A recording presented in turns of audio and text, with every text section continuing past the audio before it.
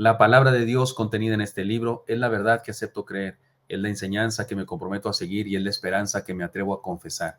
Nada me impide recibirla, nadie me evitará que la haga parte de mi vida y por ningún motivo dejaré de proclamarla. Estoy aquí para leerla, oírla y vivirla diariamente. Amén. Señor Santo, habla en nuestras vidas, por favor, bendícenos según necesitamos hoy, Señor.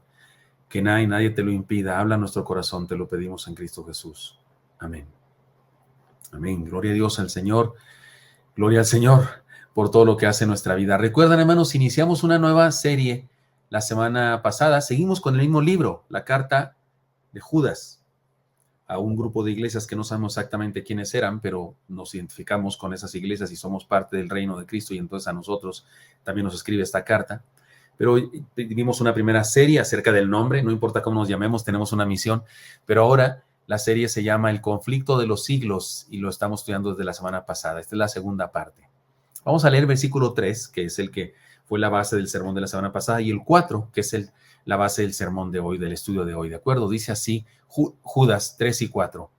Amados, por la gran solicitud que tenía de escribiros acerca de nuestra común salvación, me ha sido necesario escribiros exhortándoos que contendáis ardientemente por la fe que ha sido una vez dada a los santos. ¿Recuerdan ustedes? Esto estudiamos la semana pasada.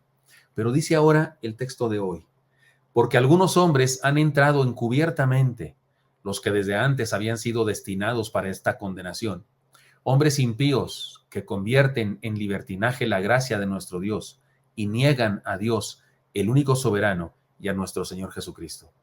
Esto está en Judas 3, 4. Señor Santo, habla en nuestras vidas, por favor, que tu palabra preciosa sea propicia a nosotros. Te lo pedimos en Cristo Jesús. Amén. Las cosas antiguas, déjeme introduzco con esta idea.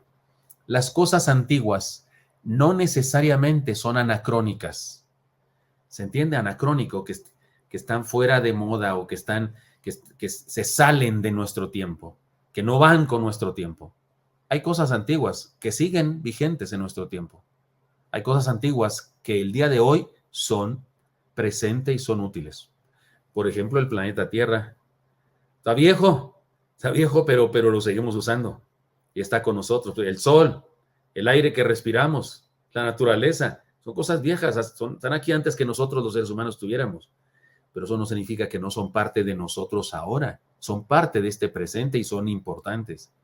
Pero he aquí un ejemplo de esto que estoy diciendo en el sentido espiritual, en el sentido de cultura, en el sentido de ideas. He aquí un ejemplo de un hermoso himno que es absolutamente vigente. El conflicto de los siglos, la semana pasada, al finalizar el sermón, les leí una estrofa de este himno, pero ahora quiero leer el principio de este himno. Ahora quiero leer la primera estrofa. Dice así: somos aliados de las huestes de Jesús, que por siglos sin cejar o sin cesar, con ardiente fe fueron con la cruz este mundo a transformar. Nobles heraldos de una vida superior se enfrentaron con el mal, y jamás cediendo al deshonor, su pugna fue inmortal. El coro de este himno dice: el conflicto de los siglos es el que libra el Salvador, y jamás el mal puede en su altivez abatir nuestra fe y valor. Sostenidos pues por esta fe, que a victoria cierta va, cuando caiga el mal e impotente esté, nuestra lucha cesará. ¿Qué les parece? ¿No es hermoso esto? Me parecía importante compartirles desde el principio porque se llama el conflicto de los siglos y desde la semana pasada yo les dije, unámonos a las huestes, ejércitos, las huestes, los guerreros de Dios. Mire cómo dice esta primera estrofa, ahora la leo despacio. Somos aliados de las huestes de Jesús, somos aliados de Moisés, somos aliados de David, somos aliados del profeta Habacuc, que estudiaremos su libro la próxima semana, somos aliados del profeta Nahum, que estudiamos la semana pasada. Es decir, somos aliados de los huestes de Jesús, que por siglos, desde siempre, sin cejar, sin cesar, con ardiente fe fueron con la cruz este mundo a transformar. Es decir, estamos unidos a ellos. Esto es un himno viejo, antiguo, pero es vigente. Lo que dice sigue siendo verdad y sigue siendo una verdad que debemos vivir ustedes y yo. La semana pasada iniciamos una nueva serie llamada precisamente así, El conflicto de los siglos. Y esta fue la enseñanza de la semana pasada. Contendamos ardientemente por la fe que nos une. Y dijimos eso porque el versículo nos lo dice, nos lo grita. Amados, por la gran solicitud que tenía de escribiros acerca de nuestra común salvación, me ha sido necesario escribirles exhortándoos que contendáis ardientemente por la fe que ha sido una vez dada a los santos. Entonces no podía llamarse de otra manera este punto. Contendamos, fue la conclusión, ardientemente por la fe que nos une y unámonos al conflicto de los siglos. He aquí la enseñanza de hoy. He aquí la enseñanza segunda, la enseñanza de hoy, versículo 4 de Judas. Aprendamos a desenmascarar al enemigo. Si se trata de contender ardientemente por la fe que nos es común, número 1, después de eso es aprendamos a desenmascarar al enemigo. El texto dice, y voy a desglosarlo parte por parte, porque algunos hombres han entrado encubiertamente. ¿Se entiende esto de encubiertamente? Eso Jesucristo cuando habló de él como el buen pastor. Dice que hay otro que no es el buen pastor, dice que el asalariado no entra por la puerta, el asalariado entra de otra manera, no entra por el camino correcto. Aquí se habla de hombres nefastos, falsos pastores, falsos apóstoles, falsos profetas, y les llama así porque algunos hombres han entrado encubiertamente, disfrazados.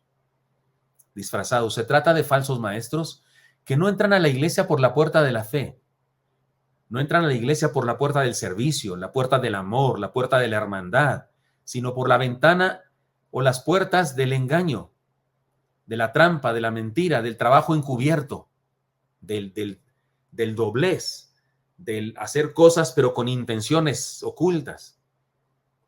El día de hoy podemos identificar a estas personas, a estos falsos maestros, a estos hombres que encubiertamente entran. Podemos identificarlos como los autonombrados apóstoles, los que se autonombran apóstoles. No tienen razón para nombrarse apóstoles. No hay ninguna señal bíblica que debamos seguir nombrando apóstoles el día de hoy. No hay señales en la historia de la fe que los apóstoles después fueron nombrando a otros apóstoles. Usted dice, sí, nombraron a uno que se llama Matías. Si Matías fue un apóstol, es mi opinión personal que no fue que el 12º apóstol fue Pablo y que eso que hicieron los cristianos del primer siglo fue algo que se les ocurrió a ellos, no estaba autorizado por Dios. Por eso Matías no se vuelve a saber nada de él, ni tenemos ninguna carta escrita por el apóstol Matías, ni nada de eso. Pero suponiendo que usted dice, es el apóstol, se la compro. Pero cuando pusieron las normas de cómo elegir al apóstol que sustituiría a Judas, dijeron estas características, que haya estado con nosotros desde que el bautismo de Jesús. ¿Quién de los del día de hoy llamados apóstoles estuvo con los apóstoles de Jesucristo desde el bautismo de Jesús? Tenía que ser un testigo ocular, uno que vio a Jesús cara a cara, que lo pudo tocar, comer con él. ¿Quién de los falsos llamados el día de hoy apóstoles estuvo con Jesús y comió con él y lo vio y fue testigo ocular? Si usted piensa que Matías fue el 12º apóstol, pues está de acuerdo conmigo en que no hay apóstoles el día de hoy, porque ninguno reúne esas características que se establecieron en ese momento. No hay señales en ningún lado de la Biblia tal cosa. Bueno, insisto, podemos identificar a estos tramposos, podemos identificarlos como los autonombrados apóstoles o profetas que pretenden pastorear ovejas de otros, porque aquí está el problema. Pretenden pastorear ovejas de otros. ¿Qué hace una persona ahí en un canal disque cristiano pidiendo que mis ovejas le manden ofrendas a él y que lo enriquezcan y que mande su ofrenda y mande su semilla? Yo jamás le pediría los diezmos y ofrendas a nadie que no sea de Oreb. Y por cierto, las ofrendas no son para mí, son para la obra del Señor. Cuando nosotros predicamos aquí, sabemos que se conectan montones de personas de otras partes del mundo y no estamos diciéndoles que manden su ofrenda, que no, Señor. Si usted va a una iglesia en otra parte del mundo y en esa iglesia se congrega, usted es miembro de esa iglesia, usted debe diezmar, ofrendar, dar primicias y limonas en su congregación. Si usted es miembro de Oreb, sea que se conecta por internet o sea que viene presencialmente o que a veces viene y a veces no, pero si usted es miembro de Oreb y usted es parte integral de esta iglesia, sí, usted debe dar sus primicias, ofrendas, limonas y diezmos en la iglesia donde usted forma parte, porque usted es parte de ese rebaño, usted se nutre de ese rebaño y usted es nutrimiento para otros también. Pero jamás, pero hay algunos que andan entrando por la puerta de atrás, andan entrando por las ventanas, como dice el texto, dice dice encubiertamente, por así decirlo. Es una manera de hablar que no lo hacen de la manera correcta. Tengamos cuidado con eso. Pretenden pastorear, pretenden pescar en pecera. Quieren conseguir adeptos, fans, miembros, cautivos, pescando en la pecera de otro. Cuidado con eso. En aquella época ya había gente así. Ya había personas cometiendo estas fechorías. Sigue diciendo el texto, los que desde antes habían sido destinados para esta condenación.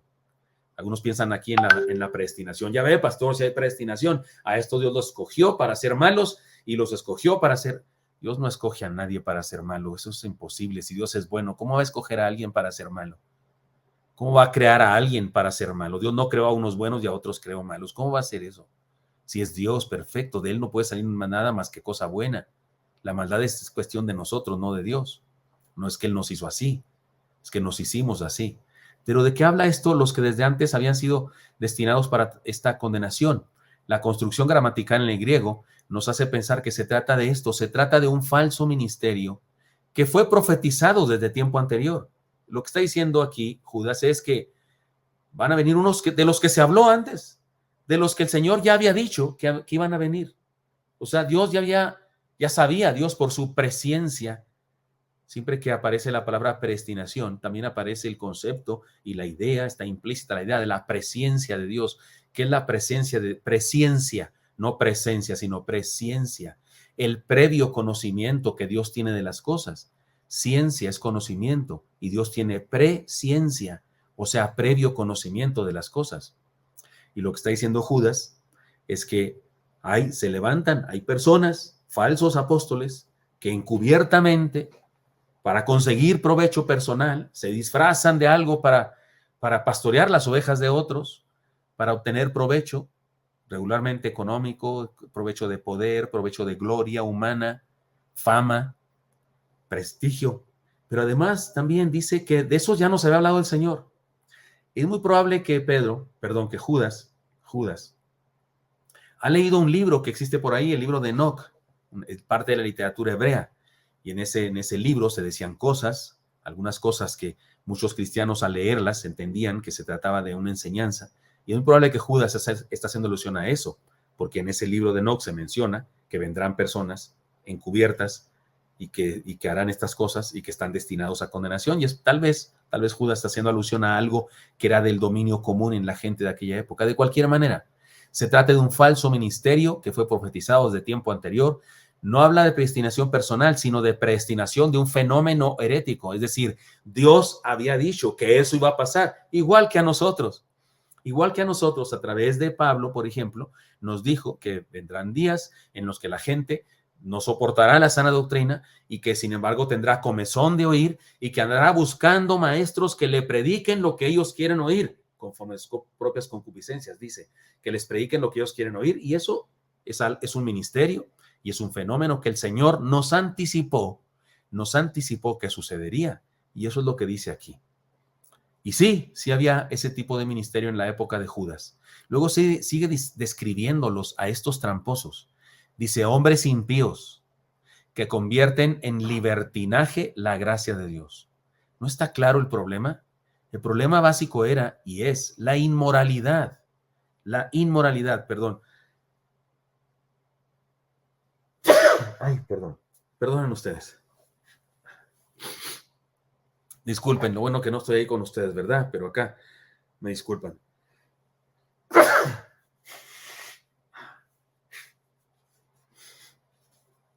Perdonen y oren para que se me quite pronto esta alergia tan terrible. Luego dice, hombres impíos que convierten en libertinaje, inmoralidad,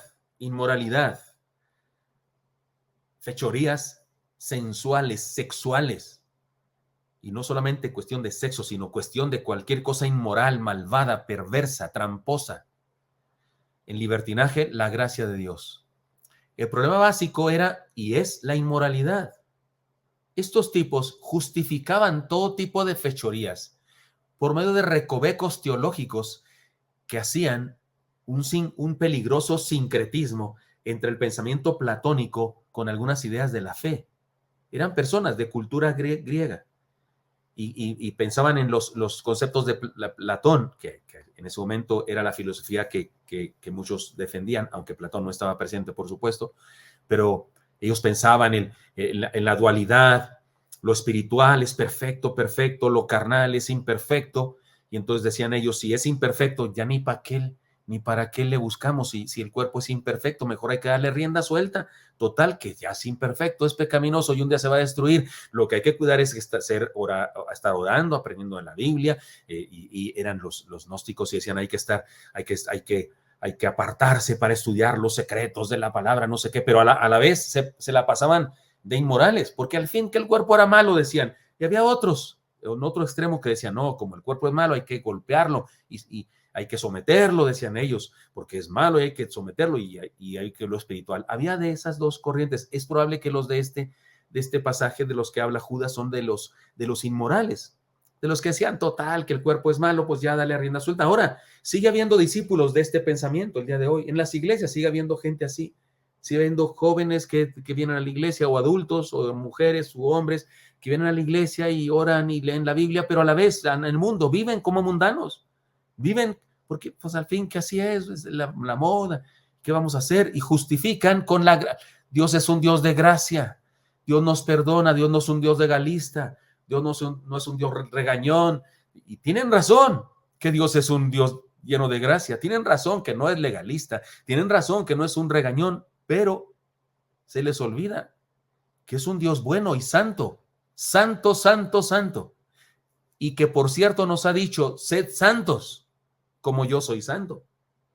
Él nos ha dicho eso. Se les olvida eso a los mundanos, a los libertinos, algunos cristianos libertinos.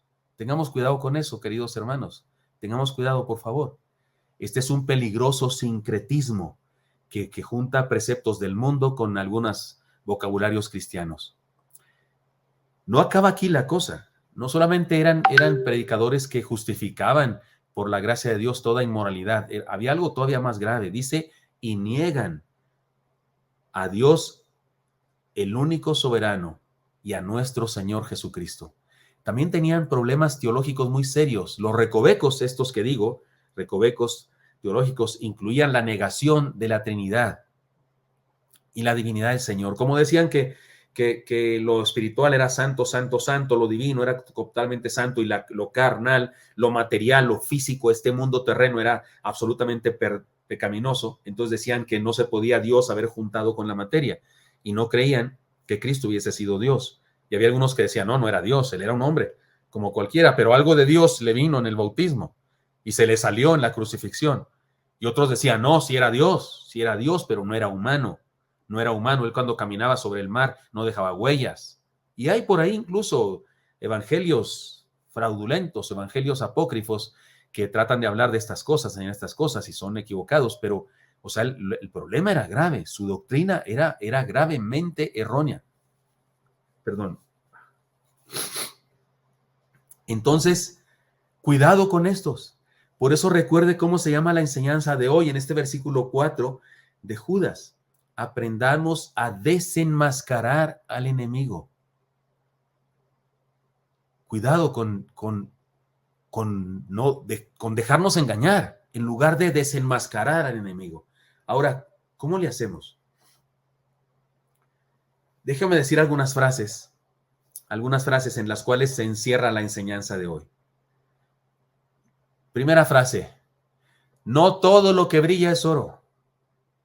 Hermanitos lindos, hermanos de la Iglesia Bautista Oreb, por las misericordias de Dios, les pido que seamos sabios y desenmascaremos al error. No todo lo que brilla es oro.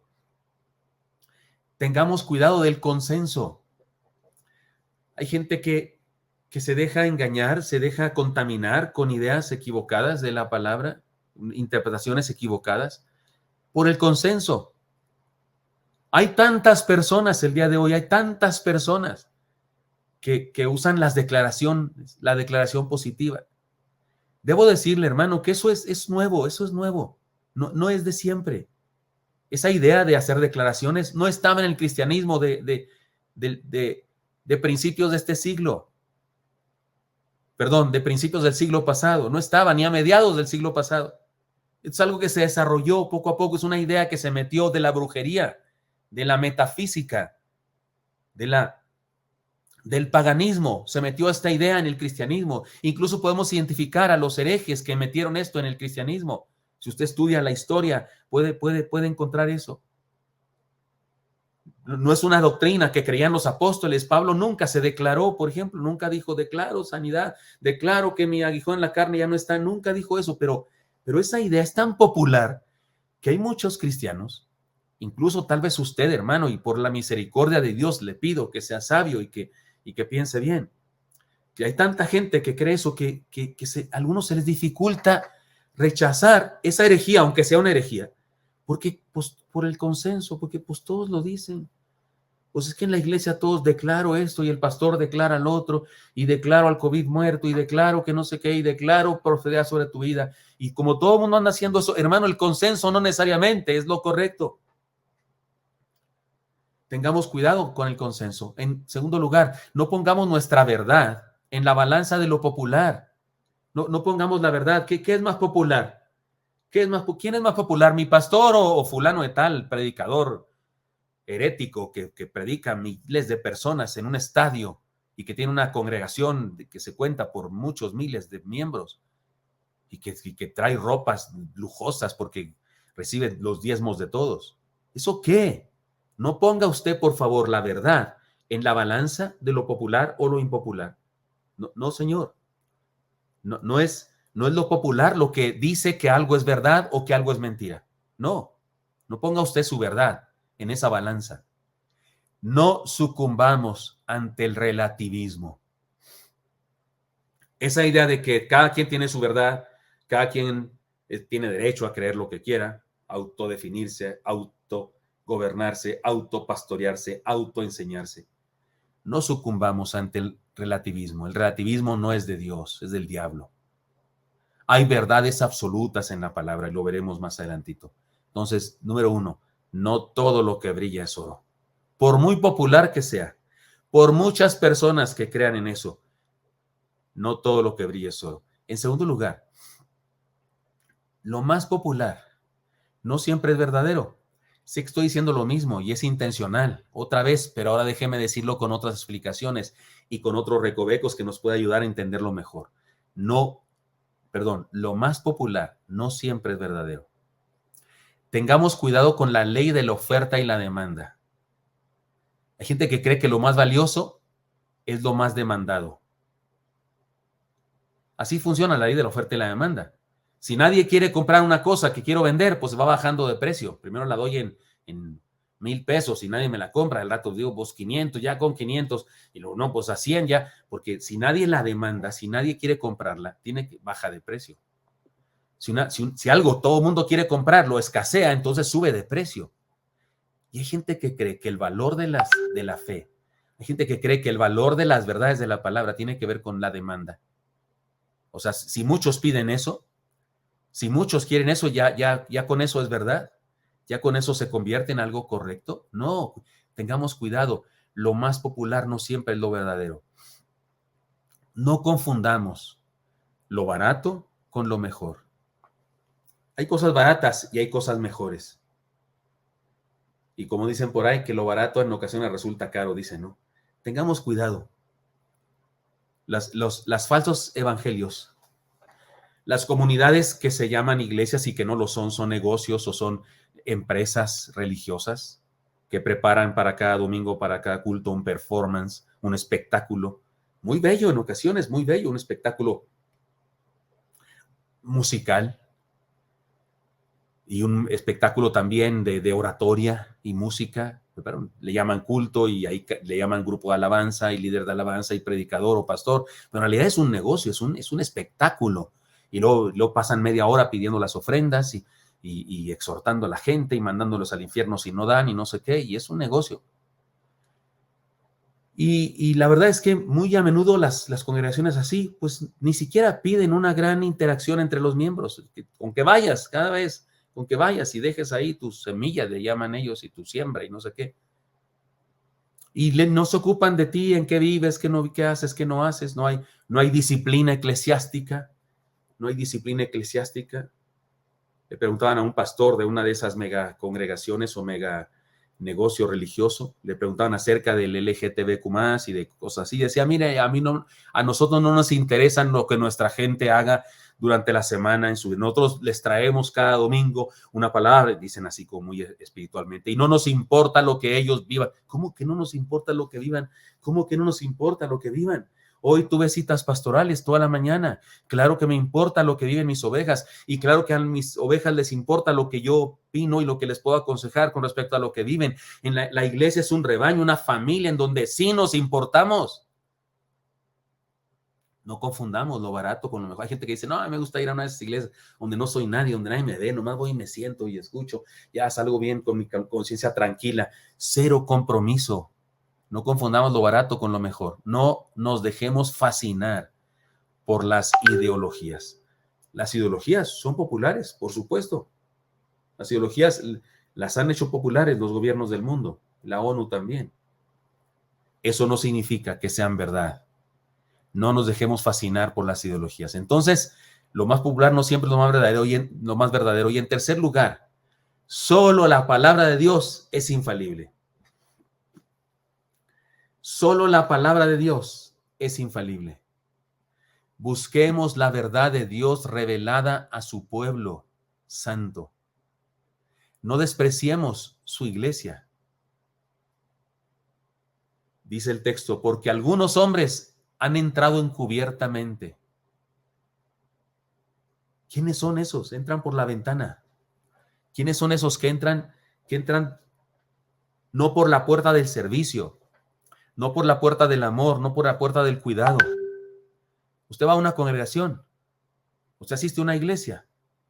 Dele gracias a Dios por sus pastores, por sus maestros, por sus líderes que vigilan su crecimiento, que estudian la palabra, que se queman las pestañas, que se preparan y que de una manera abierta, sin hipocresías, sin máscaras, le invitan a usted a formar parte de ese grupo de discipulado, de esa clase, para aprender juntos la palabra.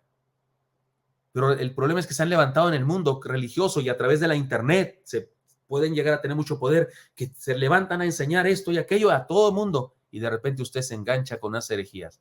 Tenga cuidado. Solo la palabra de Dios es infalible. Busquemos la verdad de Dios revelada a su pueblo. No desprecie su iglesia. Únase a su iglesia. No desprecie la enseñanza que se le da en su iglesia verdadera.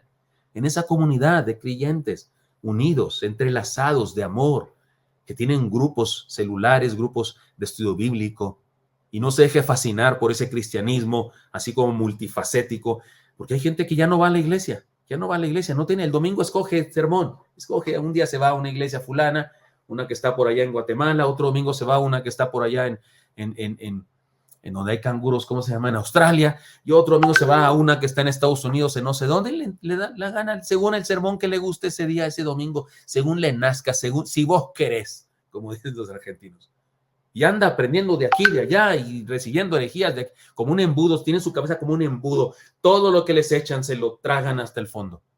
No, usted únase a su iglesia, esa comunidad local, esa iglesia, en donde tiene hermandad, donde encuentra amigos, donde encuentra pastores, maestros, papás espirituales, mamás espirituales, porque algunos hombres han entrado encubiertamente, dice el texto. Aprendamos de las enseñanzas del pasado que la palabra nos presenta. La palabra de Dios nos habla del pasado, de la fe, y nos advierte de estos problemas.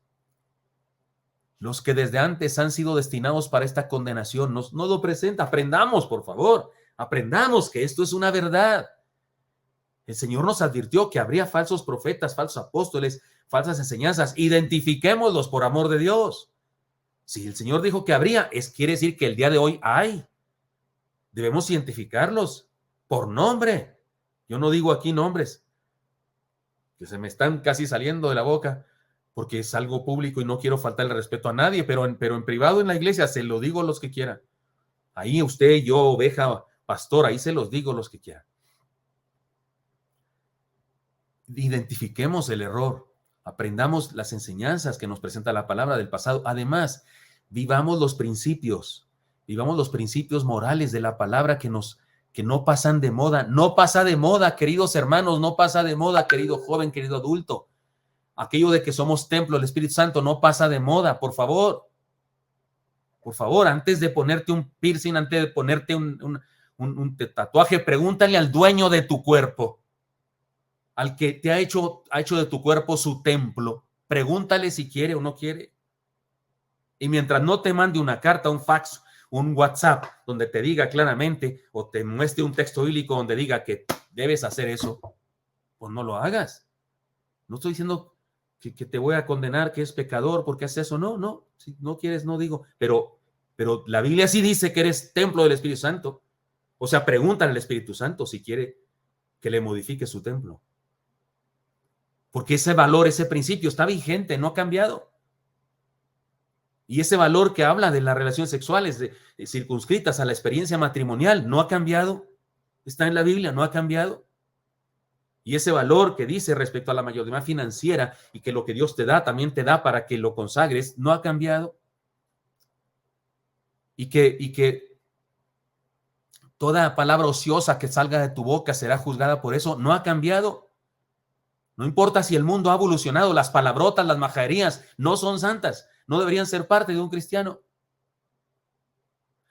Y no caigas en el error de estos herejes de los que Judas está advirtiéndonos. Mira lo que dice que hacían. Hombres impíos que convierten en libertinaje la gracia de Dios. Que agarrándose de la gracia de Dios, de que Dios es lleno de gracia, hacen cosas nefastas.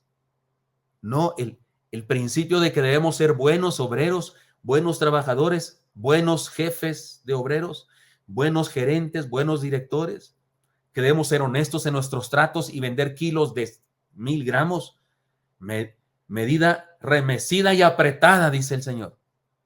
Y que debemos ser honestos en nuestras ventas y en todo lo que hacemos, sigue vigente, no ha cambiado, sigue vigente. Son los principios morales de la palabra de Dios, no pasan de moda. Y una cosa más que hacer, estoy volviendo a interpretar el texto, no sé si lo notas, pero ahora diciendo la contraparte, lo nuestro, lo que debemos ser nosotros, fundemos nuestra vida en las verdades absolutas de la palabra de Dios. Dice el texto, y niegan a Dios, el único soberano, y a nuestro Señor Jesucristo. El único soberano. Él es el que decide lo que es el bien y el mal. Él es el que decide lo que es negro o blanco. Él es el que decide. Él tiene autoridad. No es según tu gusto, mi gusto, relativismo. No es según la época, según el maestro. No, es según Dios, que es el único soberano y nuestro Señor Jesucristo. Precisamente estos falsos predicadores, falsos profetas de los que Judas nos advierte, negaban eso, negaban al único Dios y soberano. Y eso es lo que hace el relativismo de nuestro tiempo también. Así que, hermanos míos, he aquí la enseñanza de hoy acerca de la serie El conflicto de los siglos. Aprendamos a desenmascarar al enemigo. Y bueno, espero que ustedes todos comprendan. Estoy estudiando el texto bíblico. Vamos a seguir con Judas y el texto que sigue ese interpretamos. ¿Qué remedio? Eso voy a enseñarles. Y aprendamos a enmascarar enemigos se encuentra en este versículo 4 que dice así. Porque algunos hombres han entrado encubiertamente, los que desde antes habían sido destinados para esta condenación. Hombres impíos que convierten en libertinaje la gracia de nuestro Dios y niegan al Dios único soberano y a nuestro Señor Jesucristo. No perdamos de vista, esto está en la Biblia. Por eso aprendamos a desenmascarar al enemigo. No todo lo que brille es oro. Lo más popular no siempre es lo verdadero. Solo la palabra de Dios es infalible. Por eso termino diciéndoles, queridos hermanos, estudiemos la palabra. Estudiemos la palabra de Dios a profundidad y aprendamos a desenmascarar al enemigo. Es útil hacer eso. es importante. Si seguimos leyendo la carta de Judas, vamos a encontrar las bendiciones, los beneficios de esto. Por lo pronto les digo, estamos cerca de Dios, caminamos con Él. Su presencia se manifiesta en nuestra vida cuando ustedes y yo aprendemos a vivir en la verdad que viene de Él y no en las mentiras que vienen de los falsos maestros que encubiertamente se han metido también en el mundo evangélico, en el mundo religioso y que están contaminando a muchas personas. Estudiemos la palabra a profundidad y aprendamos a desenmascarar al enemigo. Señor Santo, te pido que mis hermanos y yo podamos ser de esa gente que al estudiar tu palabra, Señor, encontramos sentido a tu palabra y podemos vivir por ella. Y tenemos incluso la sabiduría y las agallas, el valor para rechazar todas esas ideas, actitudes, prácticas que no tienen que ver contigo, que no vienen de ti, Señor. Y podemos rechazarlas y vivir de una manera distinta, contrastante con el mundo, haciendo tu voluntad y encontrando plenitud de vida, encontrando felicidad, encontrando realización de nuestra existencia. Bendice a mis hermanos y mis hermanas. Bendícenos a todos, Señor. Te lo pido en Cristo Jesús. Amén.